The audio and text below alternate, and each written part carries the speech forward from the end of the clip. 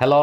আমি কিডন্যাপার বলতেছি, তোর বউকে যদি জীবিত দেখতে চাস তাহলে 2 লাখ টাকা নিয়ে আই। আমার বউ কিডন্যাপ করছিস তুই? আমার বউ তোর কাছে, আমি টাকা দেবো কেন? টাকা তো দিবি তুই। এই নে তোর বউর সাথে কথা বল। বেবি, আলমারির পেছনে 2 লাখ টাকা আছে, ওখান থেকে টাকা নিয়ে আমাকে ছাড়াইয়া নাও। আমি ঠিকানা দিচ্ছি, ওইখানে টাকা নিয়ে আই। তুই কি গাঁজা খাইছিস নাকি? বাংলা বুঝিস না? টাকা দিবি তুই, তা নাহলে বউ রেখে দে। বুঝতে পারছি, এই শালা টাকা দিবে না। ভাবি আপনি জানতো। এই তুই ধুমকি কারে দিচ্ছিস? আমি কি বউরে ভয় পাই নাকি?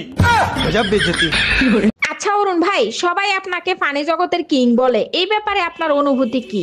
দেখেন, আমার সব অনুভূতি আমার সব ফ্যান্স ফলোয়ারদের নিয়ে, কারণ আমি যেটা করি সেটাই তারা অনুকরণ করে। সত্যি অরুণ ভাই, আপনার মতো কমেডি কিং পেয়ে আমরা ধন্য। আপনার ফ্যান ফলোয়ার্সদের উদ্দেশ্যে আপনি কিছু বলেন। আমার ফ্যান্স ফলোয়ারদেরকে আমি একটা কথাই বলবো, আপনারা কোনো টেনশন করবেন না, আমি জাহান্নামে গেলেও আপনাদের সাথে নিয়ে যাব। ছোট গিন্নি, তোমার জন্য একটা ছেলে দেখে আসছি। ছেলে ইঞ্জিনিয়ার, কিন্তু শর্ত একটাই, বিয়ের পরে ঝগড়া করতে পারবা না। বাহ দুলা ভাই, আমার গোষ্ঠী উদ্ধার করছেন। আপনার ইঞ্জিনিয়ার ধুয়ে আপনি পানি খান। এই যে কোনো কথা বললা, সবার কপালে কি ইঞ্জিনিয়ার জামাই জোটে? বিয়ে করব স্বামীর সাথে ঝগড়া করার জন্য, সেটা না করতে পারলে ইঞ্জিনিয়ার দিয়ে কি পাল ফালাবো? জানেন অরুণ ভাই, দুনিয়াতে সবাই দেহকেই ভালোবাসে, আত্মাকে কেউ ভালোবাসে না। না ভাবি, এইটা ভুল বললেন। একজন আছে যে দেহকে নয়, শুধু আত্মাকেই ভালোবাসে। আমি বিশ্বাস করি না, খোঁজ নিয়ে দেখেন, সেও দেহকে ভালোবাসে। খোঁজ নেই আর কি আছে, সবাই বিশ্বাস করে যমরাজ শুধু আত্মাকেই ভালোবাসে। ভাবি, আপনার তো বিদেশি সিটিজেনশিপ, বাইরে কি সাথে করে নিয়ে যাবেন নাকি? জি অরুণ ভাই, আপনার ভাইয়ের পাসপোর্ট হয়ে গেছে, ভিসা আসলেই আপনার ভাইকে নিয়ে চলে যাব। আচ্ছা ভাবি, বিদেশে এত সুন্দর সুন্দর ছেলে রেখে আপনি দেশে বিয়ে করলেন কেন? বিদেশে জামাইয়ের উপর মুখ চালানো যায় না, নিষেধ আছে, তাই দেশে বিয়ে করছি।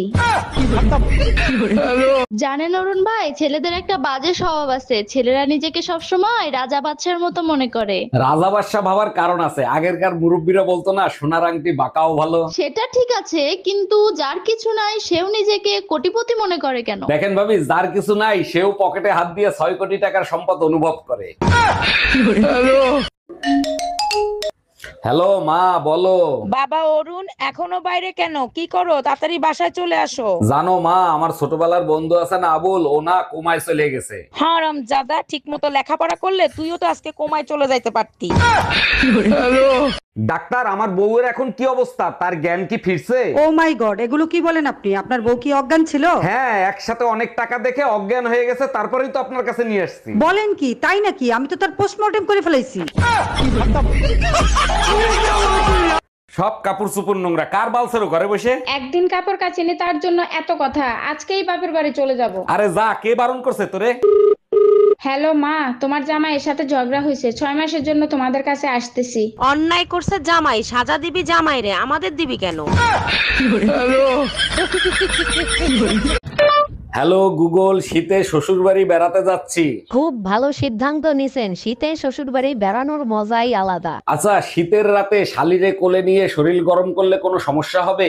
বউ টের না পাইলে কোনো সমস্যা হবে না, টের পাইলে শীতের রাতে ঠান্ডা পানিতে চুবিয়ে মারবে। ভাইয়া, সিঙ্গারার ভেতরে আলু দিছেন তো? না আপু, সিঙ্গারের ভিতর সিমেন্ট ঢুকাই রাখছি। কি যে বলেন না ভাইয়া, শুধু মজা করেন। কথাটা শুরু করছে কে? আচ্ছা ঠিক আছে, 4টা সিঙ্গারা দেন। ঠোঙ্গায় দিব না কাগজে দিব? আমি মেমরি কার্ড দিচ্ছি, তার ভিতরে দেন।